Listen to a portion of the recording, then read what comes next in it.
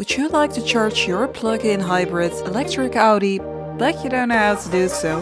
No problem. Just watch this video and I will show you how to charge your plug-in hybrid electric Audi.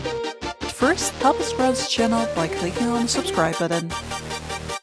Make sure your Audi is in park mode and that the engine is turned off. To open the charging port on the side, make sure that your Audi is unlocked.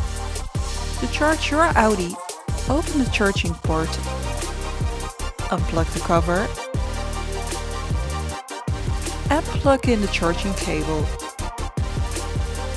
The charging process will begin immediately unless it's delayed with a set timer. The flashing green light on the right confirms the charging process.